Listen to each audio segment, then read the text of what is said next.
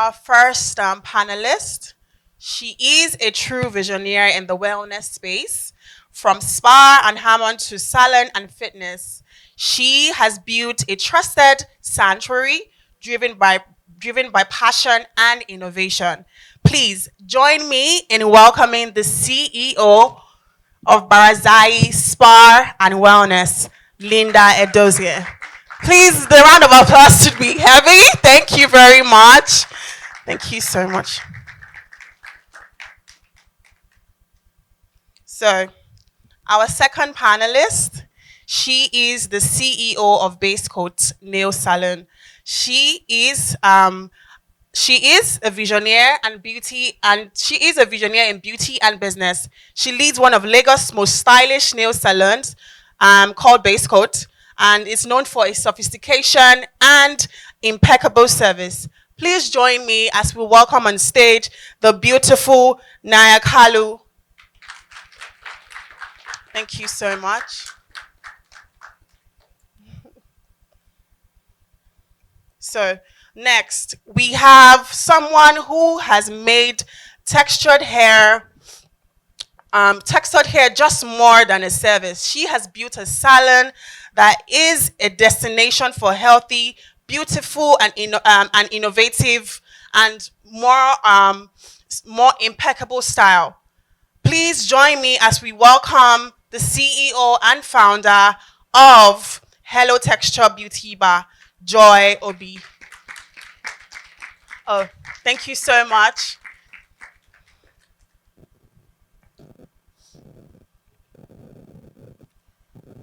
So last but not the least, we have someone who has made hair wellness an act and a service, more like a science.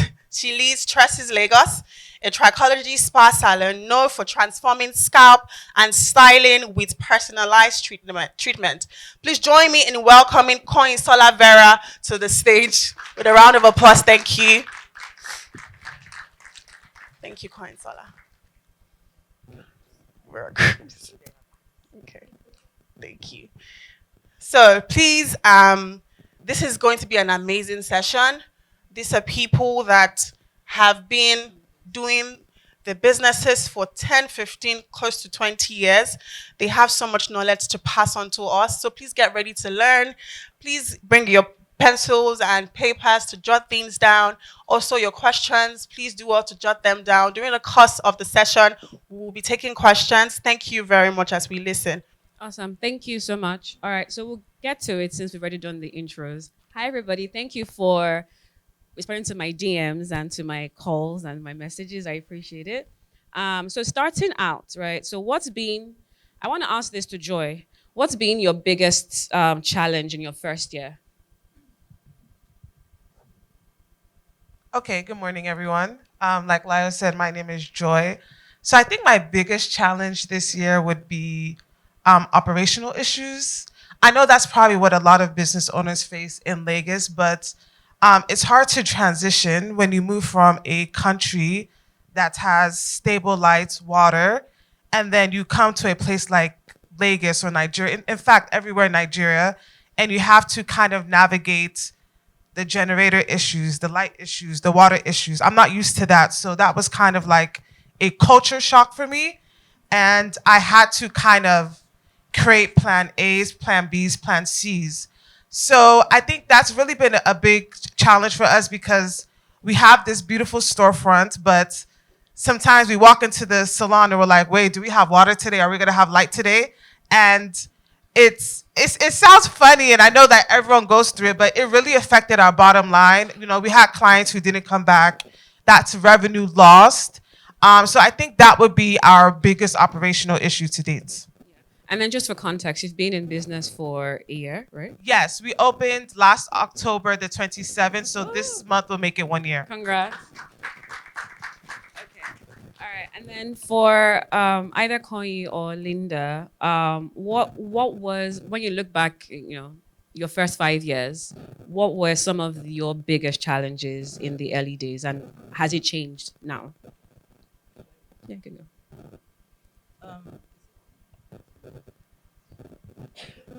Um, I think like you said, one of the biggest challenges is still operational issues. I remember when I first started, because I have quite a big space, and I try to incorporate everything. So I have a gym, so I'm doing fitness, hair, beauty, and just wellness. And the first thing I found out that I needed to do was to have my own transformer. I was like, why would I have to get a dedicated transformer? And I remember at that time, which was big money at the time, it cost me about 5 million to get enough lighting to the building. Then you start with water, because it's a spa, so you have to have water, you have to have clean water. Lecky water would mess up everything from your taps to God knows what. And then the major challenge was staff. And for me, it's still a challenge today. As I was sitting there, I got a call, oh, somebody wants to leave because I didn't give him accommodation. Right now, the difference is the fact that workers want a place to stay. And it's almost difficult to get good hands if you can't provide a place to stay. And it's a major challenge. You want to get people from the mainland who are good. Well, you can't, because I can't keep, I don't have a hotel business or anything like that. How am I going to accommodate everyone? And if you don't, it's a problem, because they will tell you, oh, they're spending all their money on transport. But what can you do? You also have to make your business profitable. So that, to me, is my major challenge. It was back then, and it still is today, but just in a different context. Thank you. Wayne, do you want to go? Can you hear me? Okay. Hello, everyone. So for me, yes, of course, the operational issues when you have a business, not just in Nigeria, but anywhere really, with the nuances of that space. But I think particularly for me was things around visibility and trust in the product or the service that I offered, because it was new. People did not really understand what it was. So we provide hair treatment services, which today is democratized. There are hair treatments everywhere. But at the time, people were used to going to the salon, not really caring about what happened in the bowl, not really caring about anything until it was time to style. And I was trying to rework that mindset, and I was trying to change that mindset. And starting out, one of the major things for me was we did not provide styling services, which of course we eventually had to, because it didn't really make sense to not do that. But I was trying to differentiate and to make people understand what I was doing without sort of diluting it. And so it was a very big challenge to, first of all, sell the service, and then to even suggest that the service is done at the treatments. The styling is very basic. It didn't really make sense. And it doesn't, but it was the only way that in my mind I could explain what I was trying to do. So of course, over time, I had to be innovative with the way. So then it became, I remember saying, oh yes, you can come in, but we will not style unless you treat. And of course, people get upset and they get, can you tell me what to do? But over time, we moved on from, sorry, we don't style, to, okay, we now style, but you have to treat. So then just finding clever ways through education, through our social media, through everywhere that we sort of like showed up. And we would just make sure that we have a primary sort of language and then a secondary language where you get to experience and understand us in both ways. I hope that was clear, but that was a big challenge, visibility and trust. Yeah, it was. Okay. Naya, how did you find your first 50 loyal clients? Hi, everyone. My name is Naya, and I own 3 locations across, well, not Nigeria, just Lagos and Abuja. That's Nigeria. Well, saying across seems like it's in all 36 states.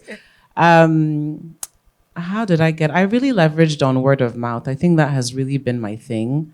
I'm not social media savvy. I'm not tech savvy. I don't know anything. I just know how to pick up the phone and send a text and send a WhatsApp message. So for me, really at the beginning, I really just leveraged on word of mouth from friends and family. And I just made sure that I standardized service quality as well. So it's different if you're relying on your family and friends and saying, oh yeah, patronize my business. It's also a different thing when you're giving them something to come back for and come back to. Whether they're your family or friends, they still need that quality as well as, an actual paying customer.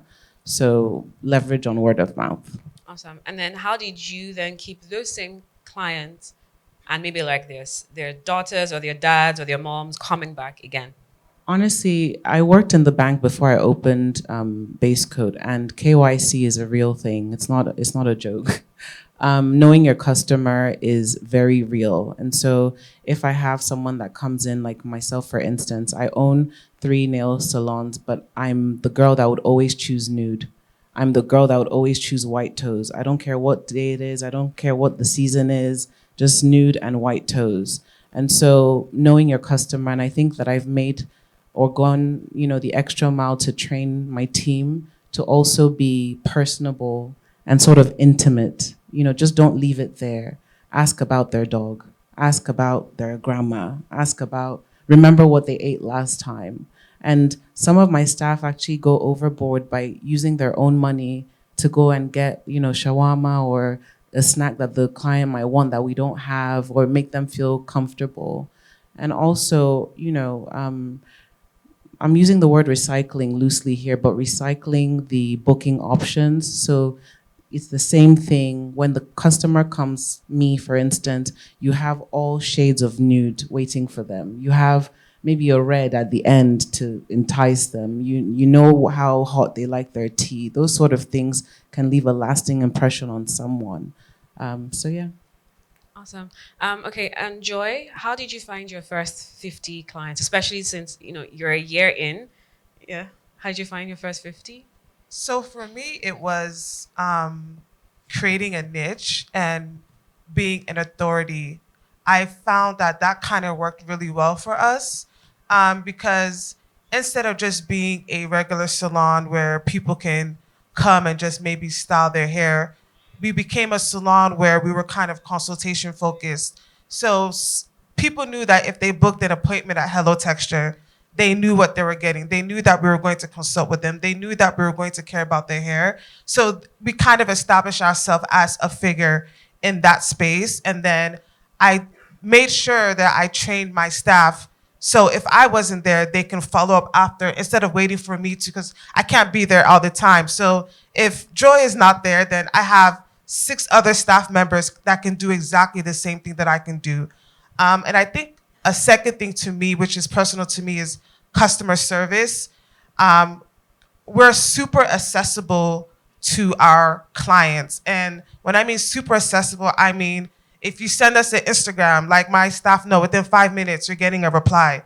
If you're calling us by the second ring, somebody's answering. If you're sending us a WhatsApp, somebody's answering. And I've noticed that clients really love that because they'll say, oh, I really like coming to you guys because you guys are always available. You guys always answer my questions. There's never a time that you guys don't respond.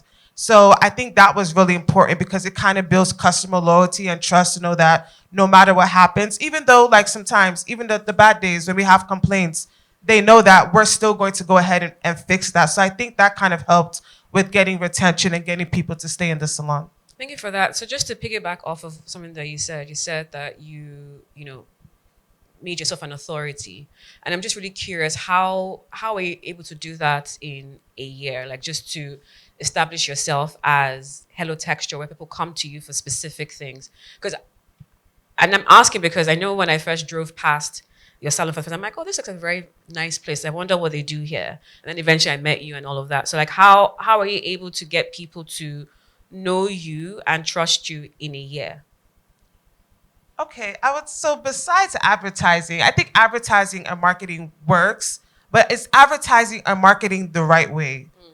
I'm not sure if that makes sense. So before we even opened, I had a way that I wanted Hello Texture to be. I had a brand tone, I had a brand aesthetic, and I made sure that whatever customers saw online, they saw in person. So it wasn't what I ordered versus what I got. And I think that's very important in the beauty space because you can be, oh, I really want to go to this place, but then when you go in person, it's not the same thing. So besides the advertising and marketing, just business research. Like I did a lot of business research. I think I've been in Lagos since, let's say, 2021. And within those 2 years, I was just doing business research, different salons, different beauty spas. I've gone to a lot of places, whether I'm getting my nails done or something. And I would, just sit down and observe, okay, this is what they do good. This is what I think if it was me, what I would do better. Or if this is what, if they were my staff, this is how I would handle it. Or if this is my client, this is what I would do. And I kind of figured out, okay, I knew I wanted to open up this type of salon, but I also knew that maybe Lagos didn't really have a salon that really did exactly what I did. We don't really cater to everything. We're kind of niched down in the services that we cater to. And then before we opened, like I said, I did a lot of marketing. I dropped some tidbits. I kind of introduced myself. I showed my face a lot. So before we even opened, people already knew, oh, this is Joy from Hello Texture. This is what they do. This is what they're about, like something different. And I think people appreciated that. Thank you for that. Koyi, how did you keep your customers coming back and their moms and their daughters and their friends?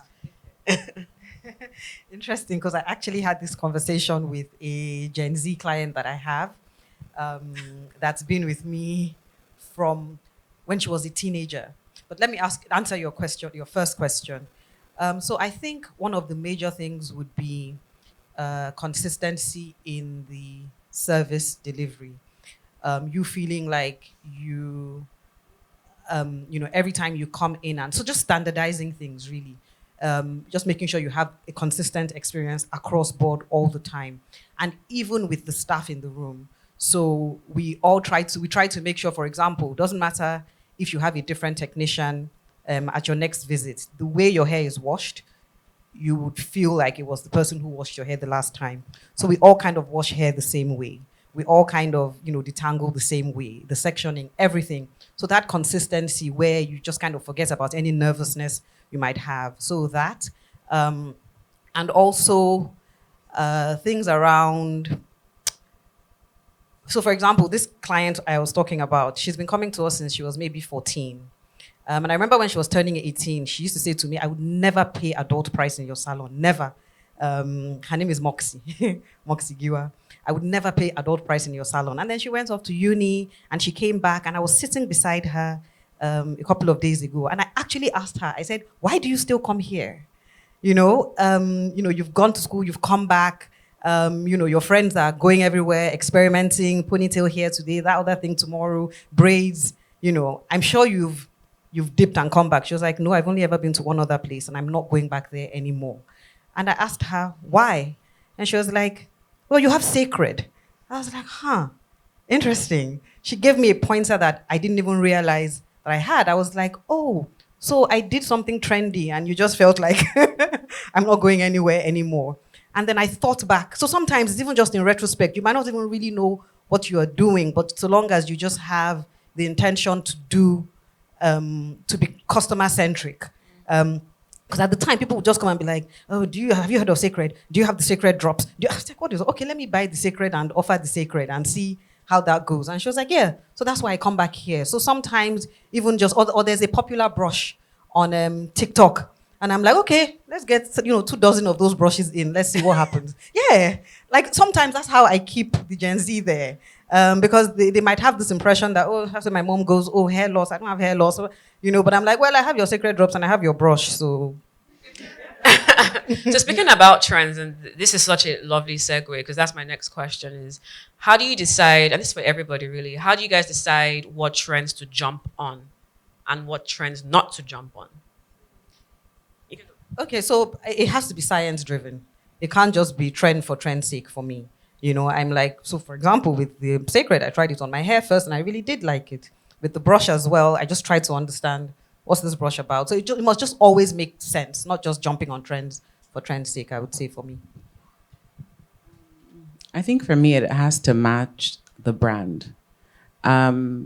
More importantly, it has to be brand focused. But if I have a client that comes in and says, I have a few clients that are allergic to regular nail polish, and I got it for one client, And then I said to myself, well, this doesn't make, business sense to just, and then I had a couple more that came in and sort of tailored that for them and all that. But I think that once it works for the brand, then it works, because people do have allergies. Like, people have allergies with everything. So of course, nails should not be an exception.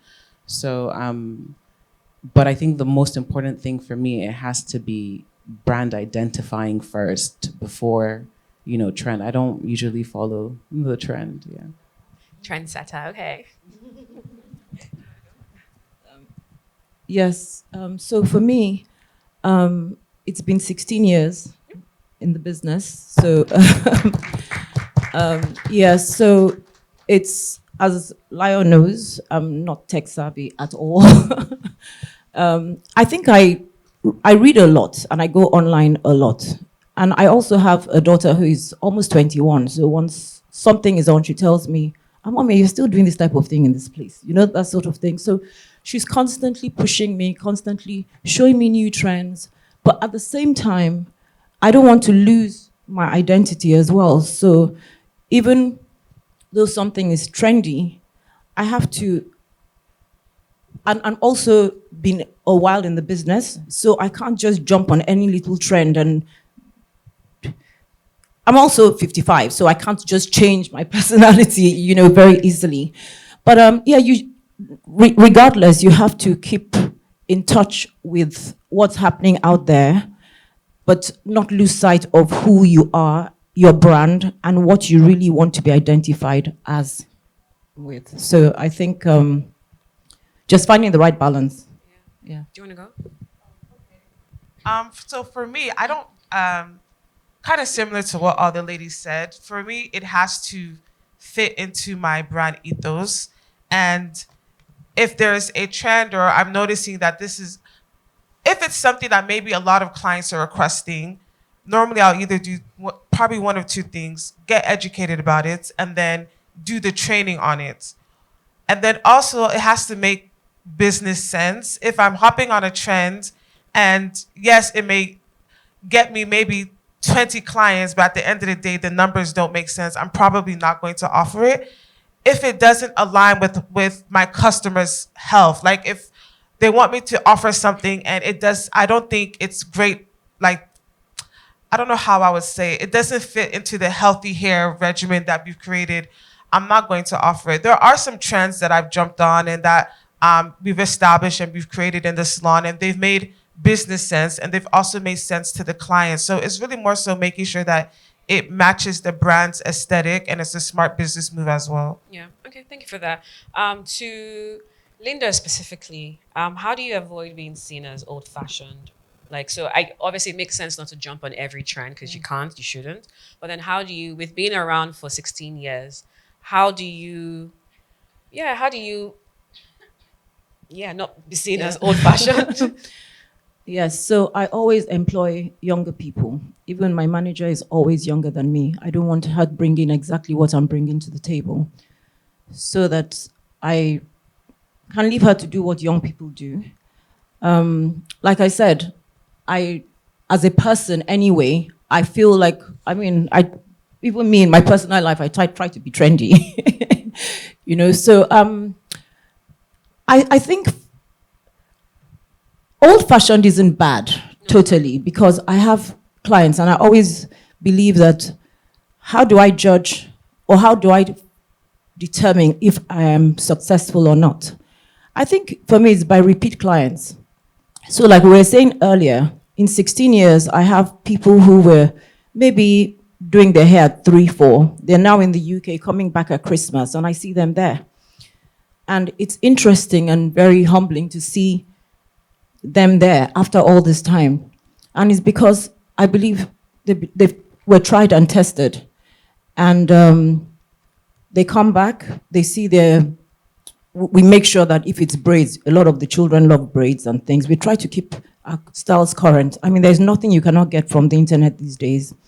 I make sure that on Mondays, they have to, even the braiders, they have to come up with a style, and they have to do it a different style every week. I must say it. So we just try to make sure that they go on and learn new things, and just keep abreast of what is going on going on out there, because at the end of the day, even on my street, there are like 25, 50 salons. So I always say it's not really about everybody can do what you do. It's how you do it. And a client always remembers how you make them feel.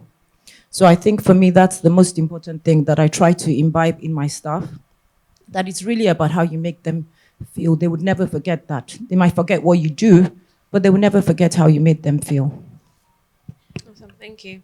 Okay, speaking about the teams and your staff, how did yeah how did you make your first hire, and what surprised you about that hire? So my, okay, I'm gonna be really honest. Please do. I hired everyone Oh. under the guise that we were starting in a month. But then I hired them and I paid them, and we didn't start until 6 months later, because I wanted close to perfection upon resumption. And I had a head nail tech at the time, a senior nail tech at the time, that sort of mentored and guided everyone. Everyone had, nail background and stuff, but he was the OG, and he was trendy, and he knew all the techniques and everything nail. He dreamed 8, slept, walked 8 nails. And so I did that for 6 months before we opened, and I paid them. And they kept saying, are we going to open? Are we ever going to open? I think at the time, my general manager, who's still with me, was like, Ma, at some point, I really thought you were using us for some sort of,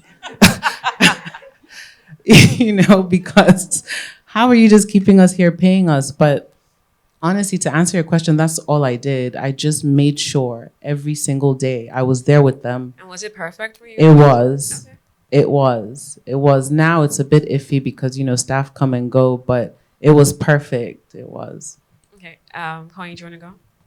The question was, how did you make your first hire, and what surprised you? okay, so Tresses, we weren't even called Tresses Lagos at the time. We were called Tresses by KVC. Yes. And so we started small. And that was because Tresses was pretty much my first job, right? So I didn't have experience anywhere else doing anything else. I had never even organized a party, let alone a business. So it was a very organic, one after the other sort of thing. My first hire had a major attitude problem. He was highly skilled. Yes. He was highly skilled, but he had many issues. And so beyond the first one, of course, second, third, manager, this, that, then it just grew and grew, admin, blah, blah, blah, accounts, everything. But I think the major challenge that I had was how to keep things consistent because like I said, it's not, it's something that you come in and we do things very differently. So how do we keep this consistent? How do I just make sure that the pipeline, I'm not just constantly, somebody comes in, now I have to train you, I can't do anything else for 1 week, and then another person comes in, because there wasn't that much training out there. And so I've had to, I know this isn't really the question, but I think this is the best way I can answer it. Over the years, what I've had to do is to create a training pipeline within the organization such that it's not just, so when somebody comes in, it's not really about training the individual, it's embedding the training system within the organization so that when you come in, you just sort of blend into that system, and it's not really about you, and in particular having to be trained onto our system. It's really about, how do I explain it? It's really about you joining what already exists and coming on board what already exists, as opposed to they're training you as a specific person. And then so then it even became less painful. So if we train you and then after 3 months or 6 months or whatever, you sort of leave, I don't feel like I was so dedicated to you as a person. I feel like it was the organization that was dedicated to you, and not in a way where it was individualized. So I think that was a big, fixing that was a big thing for us. It really just helped. And then one is able to hire much quicker, easier, better, and fire if you need to. Yeah. So yeah. Okay. Okay. And then Linda, how do you keep staff loyal in an industry that has really high turnover? No, Linda. Yeah, I think I've been quite lucky, Okay. to be honest with you. My staff turnover hasn't been as high as I hear and other people in the industry and friends and everything. But I think it's just trying to make them feel that they are a part of the organization, that it's their stakeholders. It's very difficult in Nigeria. I remember when I first started, I employed in the spa area, I had only Indonesians, and I had just the one Nigerian. Of course, it's thinned out now because of the exchange rate and everything. I had to go back to, so I still have, but not as many as I had then. But I did that because I just wanted it to be contract-based. You come, you do your work. In Nigeria, it's always, oh, the traffic, oh, my sister, I was ill, I was this, I was that. So it's very difficult to keep staff here in Nigeria. But like I said, I've been lucky. I think it's really by the grace of God. I've done everything that I'm supposed to do. I try to make sure that they're well paid. It's never enough though, because there's always somebody else somewhere that they say is paying more, but I cannot pay more. One thing I always do also is I never, ever, I would rather starve than not pay my staff. Yeah. So regardless, I tell them, look, if you want to leave on promises, that's fine, but I don't think there has been any single month where they have not been paid. I would rather starve. So with that commitment to, they all know that. And I try to, train them, make them feel part of the Barazahi family, and you still lose some anyway. Yeah. Joy, how did you make your first hire? Okay, so I have my journey is kind of similar to her in the sense of I didn't pay my staff for 6 months, that's great, but mine was 3 months. So let me kind of go back a little bit. So again, new to the Lagos climate and new to the salon scene, I don't really know. I think when I was looking to make my first hire, I was looking for agencies that kind of cater to the beauty space, which I don't really think there are any that cater to, like, you can't go somewhere and say, I want to hire a salon manager, I want to hire a stylist. We don't have that in Lagos. So I did what I normally did, and I went to Indeed. And I put up my post description. I was like, okay, this is what I'm looking for. So my first hire was a manager. And I think that we hired her in February because the salon was supposed to open around that February, March. We didn't open until October, as you know. But I made my first hire, and when I did that, I kind of sat down. I was like, oh, like it's actually happening. Like I'm actually building a salon. I actually have a staff, or I'm actually building a team. Now I'm responsible for paying salary. It kind of was surprising, not surprising, but it kind of like I had no choice but to win, and I had no choice but to like see it through. So that was kind of how I made my first hire, and kind of how we are where we are now. Awesome. Naya, what? I promise I'm not picking on you. Why do you keep saying my name like that? Okay. What's one non-negotiable system or practice you rely on to keep things running smoothly? I would say, I mean, I don't know if it's old school or, but I really rely on weekly briefings, meetings. Communication is the most important aspect of any relationship, personal or otherwise. I think communicating, you communicating to the staff what the expectations are, and they also conveying to you what the issues might be in the work environment, or if a product doesn't test well with clients or whatever it is, just back and forth feedback and opinions and advice and all those things. So I think that's a non-negotiable for me. I try to keep things light. I'm one to get overstimulated and overwhelmed. So once you start deviating, I just zone out. So when I say to you, what are the issues? And you say the issues are X, Y, Z, but then just you've lost me. Um, so and I have a, okay, I was about to lie. I want to hear it. Because my one of both of my staff are here. I was about to lie. Not lie, but I was about to tell a fib. I have an open-ish, doorish, policy-ish. Why is it ish? Why is it not open? Because open, or for me, closed? I'm an extremist, right? Unless someone is dying, don't call me, don't contact me. But then also, I'm giving sociopath because I also want to know every single detail, right?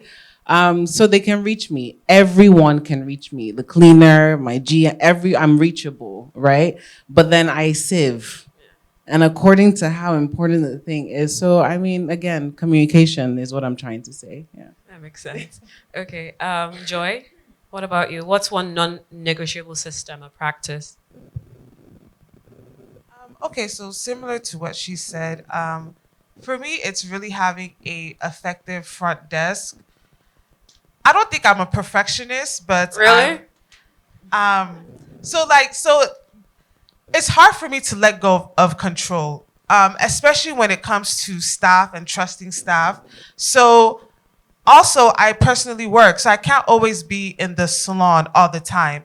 So for me, it's having an effective front desk that can do everything without me there, but still, I can still get updates, still communicate with me effectively. So even though I'm not in the salon, I want to know what's going on in the salon. It doesn't necessarily mean that they're texting me every moment. It can be from what I see through the bookings or what I'm seeing online, or I don't know if that makes sense, but to me, if the front desk, and when I say front desk, I mean my manager, my salon assistant, the salon coordinator, if they're having a bad day or if they're off, I've realized that the salon will fall apart. So I need them to be structured, and that means they follow templates, they have guidelines, they have boundaries, they have things that they can and cannot do. They're free to do certain things. They have my permission to do certain things, so they're not waiting on me in case they can't reach me. So being structured and, again, organized. So digitally, like, I don't like pen and paper. I hate seeing pen and paper because I'm like, it's 2025. Why are we doing pen and paper? So that kind of helps me be structured as well, and it helps me stay organized in my mind too. Linda, what's one non-negotiable system or practice you rely on to keep things running smoothly? Yes, before both of you spoke, for me also it's communication, because we have several group chats within the company. I do have an open door policy. Everybody can reach me. I'm very, very hands-on. I would scrub the toilet if I have to. And people see me, my staff know that I would do exactly that. And so that culture of, if you work in the salon, if you're walking past and you see something on the floor, it's, even though you're separate departments for financial reasons, together you work for Barazahi. If you're in the salon, you work for the spa. If you're in the spa, you work for the gym. It's teamwork. And I think just everybody knowing that we're a team is non-negotiable. And of course, that's thumb printing for lateness. I don't tolerate it at all. Yeah. Yes. Colleen, what about you? So again, similar, right? Communication. So for me, it's the reports, the daily reports, the weekly reports, the monthly reports by all departments. I want to be able to get into bed at, 10, open up my Google Docs and see everybody's report. It's essential, and that's it. So if it's operations, if it's admin, if it's finance, everybody, and it's very simple. It's just, I created the form myself. It's like just 10 questions. What happened with this? What happened with that? What happened with this? What happened with that? practically, and then is there any other thing I need to know? And it's for all of the departments. So when I'm going to bed at night, I read and I just say, okay, so this is what happened.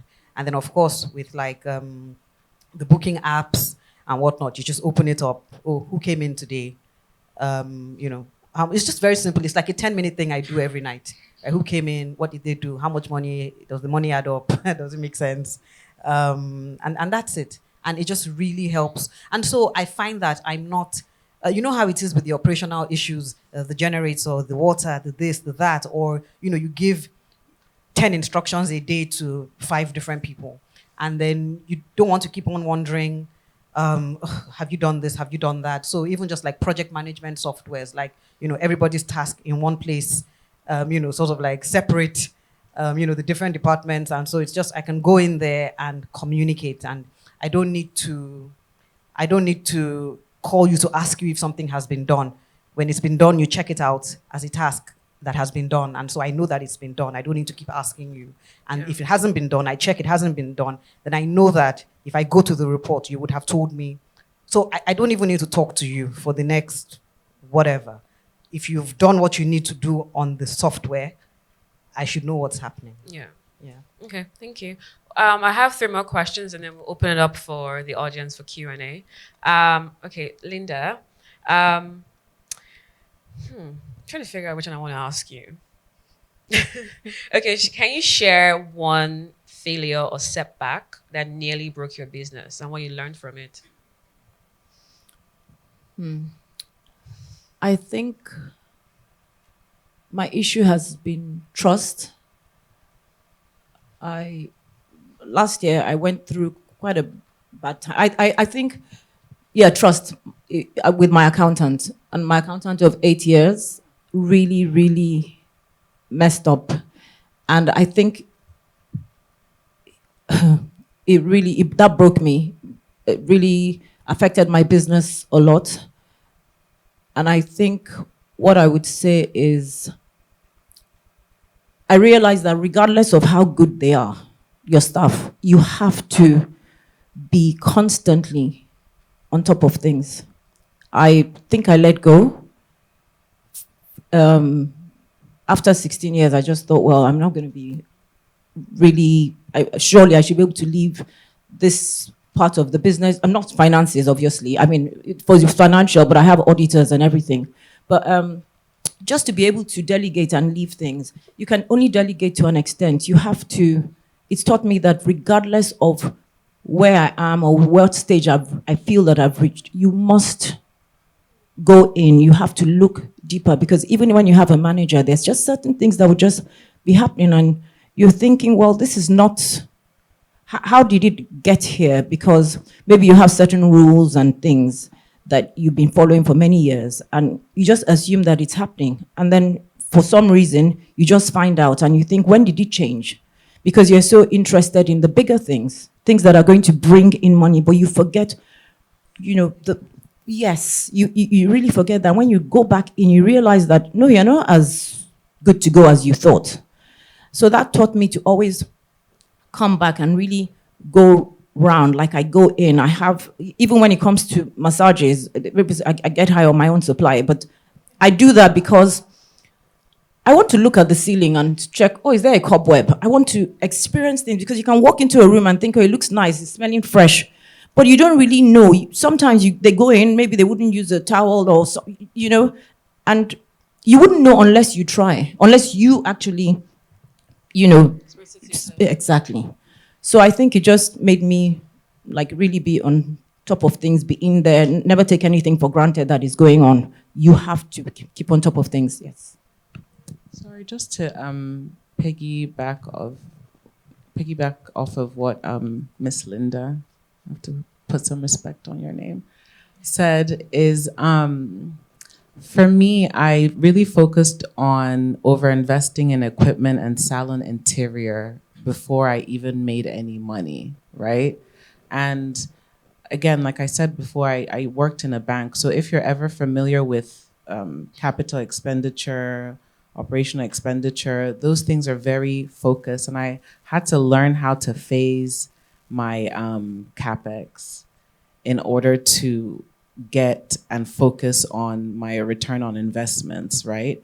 And I got, my thing is just don't get carried away with all the, oh yeah, ecstatic, do all these things and forget salaries and wages and day to day reoccurring payments that you have to make on a day to day. And thinking about like your assets, the building, the fixtures, those things are great in the long run, beneficially in the long run, but as a business just starting, just make sure that you focus on operations first than any other thing. But yeah.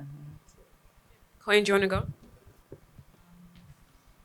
So for me, it was the pandemic, where obviously as a salon business, where so we had just so I think the pandemic hit when we were maybe 6 years. So it was 5 years ago. So we were about 6 years, 5 years, something like that. And we had just, like I said, we started small, just in one room, two chairs, and that was what it was. And then we grew and grew and grew, like we were bursting out the seams. We were literally bursting, like doing hair on the corridor when we moved. And so we moved from there into like a big house. And it was an old house, a house that was built maybe in the 70s or so. And so there was a lot of renovation that we had to do. And this was 4 months before the pandemic. That's when we moved. And I think the day we moved, I found out I was pregnant. So, and then we had to shut down 4 months after. And we had just spent a lot of money that we didn't even really have, because I had just started sort of figuring all of what you were saying about, focusing on the aesthetics instead of the operations. And I was victim to all of that. And I had barely just gotten myself to be able to expand in that way. And then we had to shut down up until the end of the year. And these are, like I said, we hired organically. So these are people who had been with us for all of those years. And, they deserved to be paid and whatnot. I couldn't necessarily let them go. I didn't even have the wherewithal to do that. So we were still paying salaries. Obviously, we even had to do like a reduction, and by the time it was time to open again, again, I just had the baby. It was a lot. So that almost broke the whole thing, We didn't have a manager because at that same time, maybe 3 months before we left, the manager, we had these issues around theft. It was huge. And I think that was the time where I really started putting systems and processes, especially financial, in the business. So we had that theft, then we had the expansion, then we had the pandemic, then we had the baby. It was a lot. And I was, I remember somebody walking up to me one day and saying, "Sorry, I don't mean to sound like a Nigerian, but like, you've lost a lot of weight. Are you okay?" And thankfully, it's such a long story for how we were able to build back up. But thankfully we did. It was just great determination, hope, and yeah. So that was tough. That was tough. I wanted to add as well to what the ladies have said, because I've had my fair share of setbacks. And I think for me, what contributed to mine was not holding people accountable fast enough. So I'm the type of person, if I like you, I like you. And if I know that maybe you're not doing your duties as well as you should be, then I may, oh, I like this person, they do other things well. Like I try to kind of justify, oh, this person really excels in this part, but they don't do good in this part. I can manage. And it got to a point where we reached a point where my then salon assistant, who's my cousin, she left to do her exams for like about 3 months. And within those 3 months, I kind of noticed that, okay, bookings weren't looking good. Maybe we had a whole lot of unauthorized purchases. What else did I just noticed that staff weren't really being managed well. So I noticed that there was a decline in our services, even down to our customer service and our client retention. And I kind of had to do a deep dive to kind of figure out what the issue was. And the issue is the salon assistant was basically, unless I was there, like the salon assistant at the time was basically the one doing everything, managing the salon, doing the books, serving clients, attending to clients, doing bookings. So because I allowed the person in charge to kind of get away with things, it kind of affected my bottom line. So now, if I notice that you're supposed to be doing a job and you're not doing it right, I'll tell you immediately, because I would rather fire you than keep you on, because at the end of the day, it affects our bottom line. So having those hard conversations with staff, I know can be hard. I know the economy, like I know everything, but you should be able to have those hard conversations so it's not affecting your bottom line, because at the end of the day, that's how everybody is eating. Yeah. So that kind of was a little bit personal to me as well. Yeah, thank you for sharing.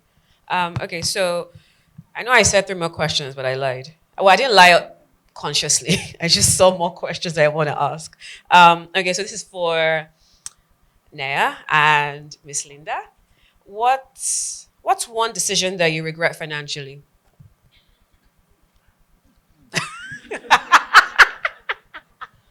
Sorry. Take your time. There's a long list, but I think one I regret, right? Mhm. You guys, let me tell you, the the the first branch I ever opened is turning 7, I think. I still have products from before I opened. Don't do it. Full stop.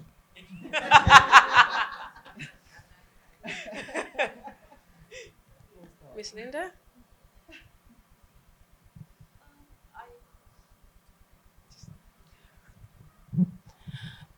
I think for me, I don't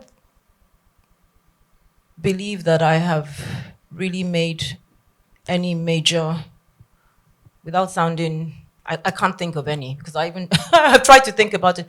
I can't really think of course, there have been little mistakes, like what you said, I also had products that I had to get rid of because they had expired. So I really don't my stock is quite small now. But apart from that, I don't think I've made any major financial mistakes. I think a lot of the mistakes that I've made have just been experiences that have taught me and gotten me to where I am today. So.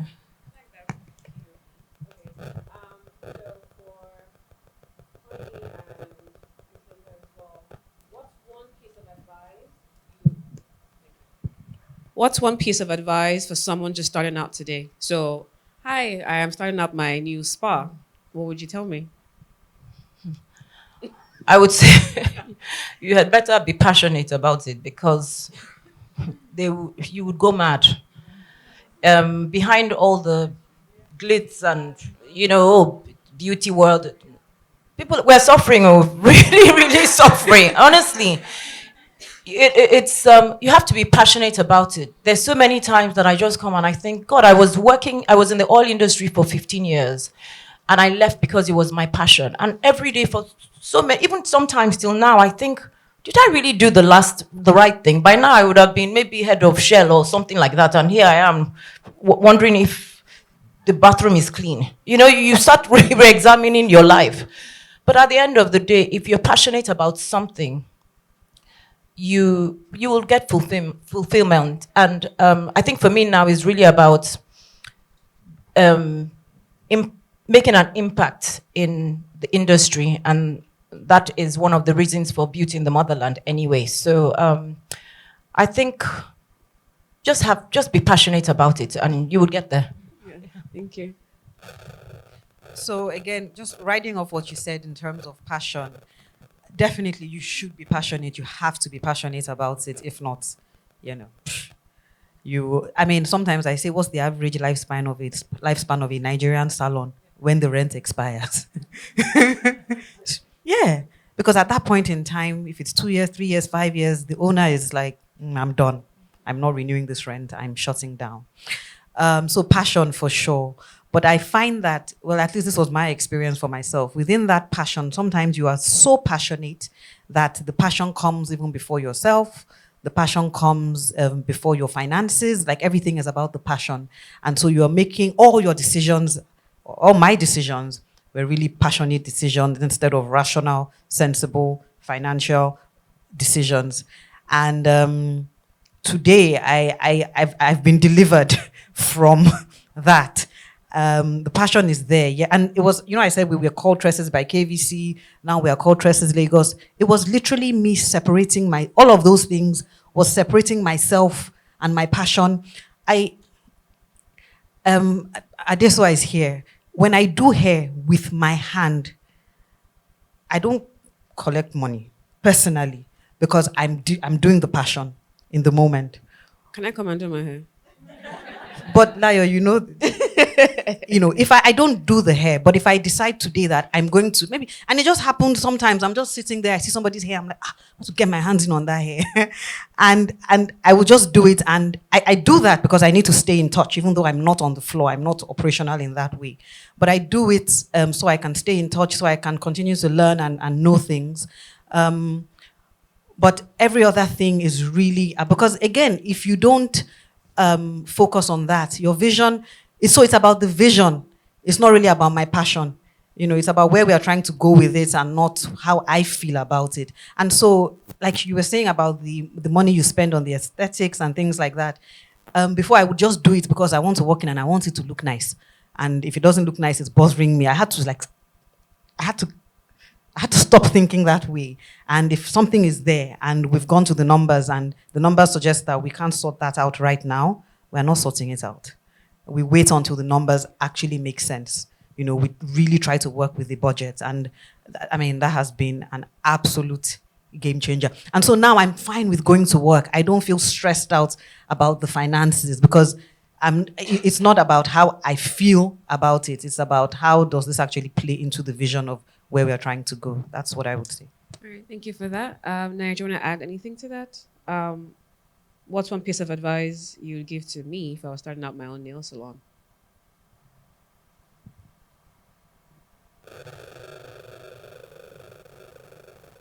I think everyone has sort of touched on, just it's really passion and a steadfastness to want to continue every day. Without being so dramatic, there's a lot of like red tapeism around doing business here. So if you can't stand the heat, just come out. Just don't waste your time because it will frustrate you. It will cripple you. But you have to keep going if that's really something that you want to do. So. Okay. And a last question, Joy. What's one thing you think the OGs could learn from newer beauty business owners? I'm not an OG. Sorry, Joy, for stealing your question. I'm an OG. I'm very young, but you see how to use Instagram, how to be the face, I'm learning this. I don't have a handle. I'm not on any social media platform. My tech bro there is always like, can we record something? I'm like, I'm sick. I'm having malaria. All these things. I can't. So it's okay. What I'm trying to say, sorry, Joy. What I'm trying to say is, it's okay not to be the face of your brand. It's okay not to be tech savvy and tech whatever. That's why you hire professionals to help you. If I didn't have him, I would be stuck forever, So don't feel under any pressure. If your business cannot move without you, then you're in the wrong line of business. I'm going to add to what she's going to say, then I'm going to say something else. Hopefully I don't forget it. So I'm like an Instagram stalker. Even though personally, on my personal Instagram, I'm like a ghost. I'm just now trying to, but when it comes to business, like on my business Instagram, for the most part, I'm always active. And I feel like older businesses, again, almost like what you said, I do feel that older business should connect more on Instagram. When I say connect more on Instagram, be visible more. Your last post shouldn't be from 2023. Because I think now, people like Instagram with how SEO works and AI and everything, people are putting in healthy hair salon in Lagos, natural hair salon in Lagos. And if your name comes up and your last post is from 2023, I don't know how other people The same move, thing. but for me, I assume that you're closed yeah, down. but for me, I'll be like, oh, okay, let me just move on to someone. If like your last post is within 5 days, again, like I'll think that you're not serious about business. But I think older business have the advantage because their name speak for themselves, so they can get away with that. I think maybe they can get away with that. But I think another thing is also that red no DM. Like it'll just be like a red X, no DM, WhatsApp only. Or some older businesses, again, I know like with Splice and everything, some older businesses are still on that WhatsApp only, no booking link, no type of anything. I think people are moving now. I don't know, for myself, I can only speak for myself, and I know there are other people like me. I'm spontaneous. If I want to wake up at 3 o'clock in the morning and book a hair appointment, I want to be able to do that instead of having to wait until 10 o'clock, sending you a message on WhatsApp, waiting another 2 hours, then you send me one reply, waiting another 1 hour. I feel like being more accessible on Instagram and being open to utilizing all of the tools on Instagram as well. I think another thing would be being okay to kind of like break the barriers a little bit. I feel like as Nigerians sometimes we're so stiff. I don't know if that makes sense. Yeah, we're so stiff, and I feel like it's okay to like do other things that are like UK or American counterparts are doing in their salons.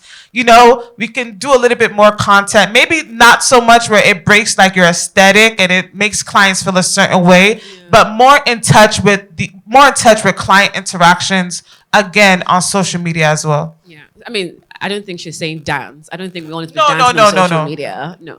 But yeah, just connecting and being Yes. more visible. Awesome. Well, thank you, ladies, so much for sharing. Does anyone have any questions before we? Okay. We'll cap it to like 2 questions. Hello, everyone. Good morning. So the question I want to ask has to do with maintaining your standard when you're expanding. So when typically you start your beauty business, you have a niche, you have what you're perfect at, you hire people, and all of them are professionals. You have the time, you train them. But then when you're expanding, whether it is expanding in services, you're not offering services you didn't initially start with, or you're expanding in branches, or even you as the founder, you want to start something else. How do you, except for constant training, how do you maintain your standard? What are actually the systems that you can put in place that when you're not in the room, you don't lose, your business doesn't lose what started it? Because these businesses are literally built on blood and sweat and tears. And it feels like once you look away to work on something else, everything just goes down the drain. And it almost feels like you have to start again. I'll say something to that. This is something I've recently been doing. I won't say I've expanded, but we've moved into a bigger space and we're adding in services. I would say constant auditing. And when constant auditing, I don't mean, constant auditing meaning getting people to come to your salon. Like I message people, like some of my friends, hey, I need you to come to my salon. Don't act like you know me. Let me know I'll pay for your service. Let me know how your service is from beginning to end. And the reason why I do that is because I will patronize a business, let's say a food business, and let's say I go to their Lekki branch and I get good customer service, and I go to their Ikoyi branch and their service is like abysmal. To me, I'm thinking if the owner or the person who is managing this place took their time to go from one location to another location to do audits, they would know that there's a structural break that's happening. So I would say that you have to continuously audit. Nigeria is a place where, again, staff, no matter what anyone says, staff make or break your business. I don't care what anyone says. So if you're not staying on top of them, if you're not making sure, again, I know you didn't want to hear constant training, but it still plays a part of it. If you're not staying on top, if you're not making sure that everyone is on the same page, I think that's when the issues come in. And then I think that your operational managers or your general managers, everyone should be on the same page as well. Can I contribute to that? So I'm trying to understand the depth of your question. So would it be you're trying to figure out, you've built your systems, you've built your processes, you want to expand, but for you it's like the system and process is staying in the laptop, or it's staying in like where you've built it. It's not showing up. Like the system and processes. It's almost like the system and processes only exist when you're in the room. Okay. So you must know how it Okay. feels when you Yeah. walk into your salon and they Yeah. see you and they Yeah. know that, okay, today is the day or she's around. Okay. Everybody does what's Yeah. supposed to be done. Yes. Even if you clock out by 3, once you leave by 3, Okay. everybody just goes back to doing whatever they want. Okay. So I remember facing this problem where for me it was I have all of these policies. Like they exist. So everyone says, you need systems, you need processes, you need policies. Okay, well, we have them, but nothing is happening. And then it occurred to me that I needed a strategy around the policy implementation. And it had everything to do with like competence evaluation. So you staying or leaving, so it's about competence and having competent people and keeping competent people. And once you are incompetent, you have no space in the organization, and there's no forgiveness because it's about the vision. And so it's really about, those. I mean, I'm a daily, weekly, monthly sort of person. So the evaluation is there's weekly, it happens weekly, it happens monthly. So there's always an evaluation, sort of like an audit, but like an evaluation of the people who are supposed to be doing the work. It's constantly happening with an actual scoreboard. You got 2.5 in this. It may be a bit anal, but that's how I've been able to. You got 4 point. And so if you even get 4/5 in many things, but you got 2 in something, then you don't qualify for whatever you were supposed to qualify for the fact that you got 2 in something. It means, you're competent-ish, but not quite, right? And so if you continue to fall below a certain mark, it literally means that you are not competent, you can't follow the systems and the processes, and you need to leave. That's how I handle it.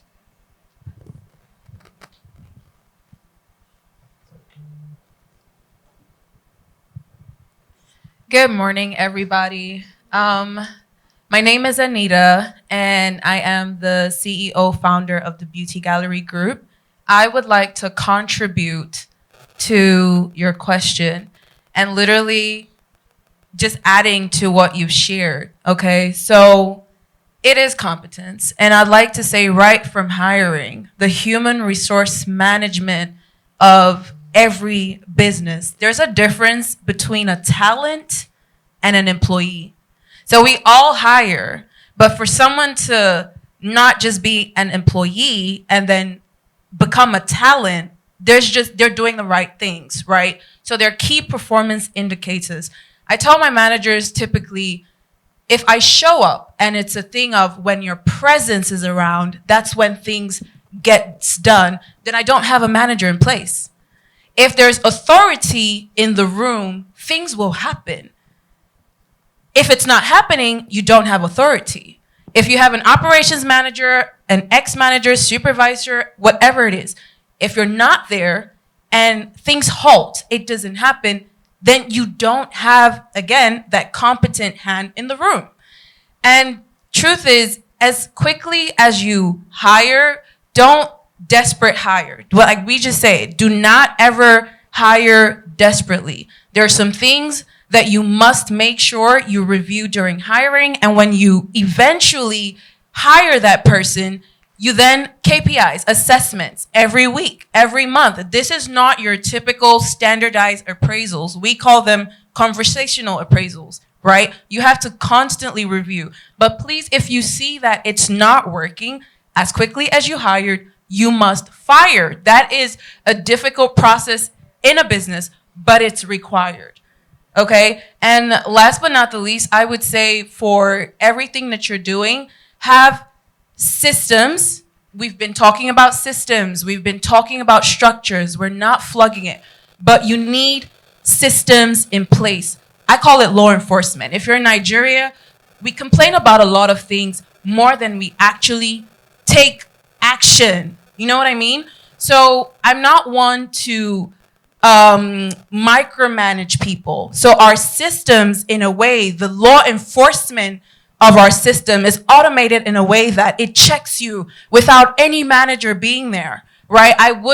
Time might not permit me to go in depth in what that looks like, but typically you have to have law enforcement systems that kind of works on its own. I would tell my employees, I will never come and scold you.